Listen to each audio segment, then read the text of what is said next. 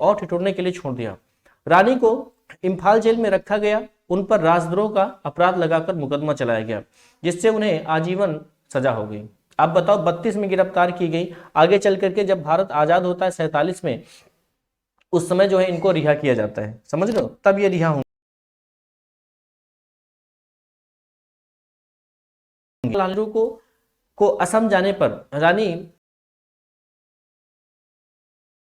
की संज्ञा दी। रानी की संज्ञा अगर पूछा जाएगा तो भी किसका नाम आएगा, जवाहरलाल नेहरू का भी आएगा ना। और नागाओं की रानी किसने कहा, तब भी किसने कहा, तो नेहरू जी ने ही कहा। ठीक है, एक पॉइंट और ध्यान रखना, शायद अगर नहीं लिखा होगा तो मैं आपको बता देता हूं कि जो वहां के यानी कि जो नागा लोग थे, वो उनकी जो पूज्य आराध्य जो देवी थी जिनका नाम था चेरा चामा डेनल्यू, उनको उसकी अवतार मानते थे। हो सकता आगे नहीं लिखा होगा तो मैं फिर एक बार चर्चा कर लूंगा। नेहरू जी ने उनकी रिहाई के लिए बहुत प्रयास किया, लेकिन मणिपुर के एक देशी रियासत होने के कारण इस कार्य में सफलता नहीं मिली। समझ रहे हो, छोटे छोटे राजे रजवाड़े हुआ करते थे जो अंग्रेजों की गुलामी चापलूसी किया करते थे, उनकी वजह से जो है इनको रिहा नहीं किया, क्योंकि बार बार वही टांग अड़ा देते थे। अंग्रेज अभी भी रानी गिडालू को अपने लिए सबसे बड़ा खतरा मानते थे, उनकी रिहाई से बड़े भयभीत थे, इसलिए रिहा नहीं किया गया। 32 में इनको जेल में डाला गया था, 15 साल की जेल काटी। 1947 ईस्वी में रिहाई एवं सम्मान। 1947 में देश के स्वतंत्र होने पर रानी गिडालू जेल से बाहर आ सकी। सबसे पहला काम, चूंकि नेहरू जी के निगाह में सबसे पहला काम क्या था, गिडालू को रिहा किया जाए। जब वे रिहा होकर आई तो नागालैंड में उनका भव्य स्वागत हुआ और रानी ने इस देश की आजादी के लिए अपनी पूरी जवानी तक की बल चढ़ा दी। समझ पा रहे हो, 13 साल की उम्र में। उसके बाद आपको पता है 31 के बाद फिर सीधा इधर 48, तो 13 और 14 अगर आप जोड़ोगे 28-29 साल तक। समझ रहे हो, हाँ। इस अपूर्व त्याग के लिए उन्हें कभी भुलाया नहीं जा सकता। इनका जीवन भारतीय महिलाओं के लिए सदैव देशभक्ति की प्रेरणा देता रहेगा।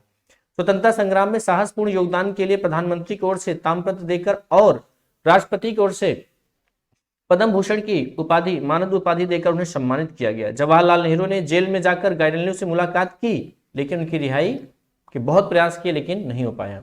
यहां तक कि ब्रिटिश अधिकारियों से पत्र व्यवहार तक किया। गांधी जी ने पत्र लिखा अंग्रेजों को कि भाई अरे छोड़ दो, छोटी सी बालिका है वो, लेकिन कहां छोड़ने वाले थे। अलीपुर में कांग्रेस का अधिवेशन हुआ, तब उस समय भी रानी की रिहाई के लिए प्रस्ताव भी पारित करवाया गया, परंतु ये प्रयास सब व्यर्थ सिद्ध हो गए। क्योंकि एक तो वहां पर क्या बताइए, वहां पर तो देशी रियासत थी, अंग्रेजों के चमचे थे, तो ऐसा हो पाना बड़ा असंभव था ना, संभव था ही नहीं।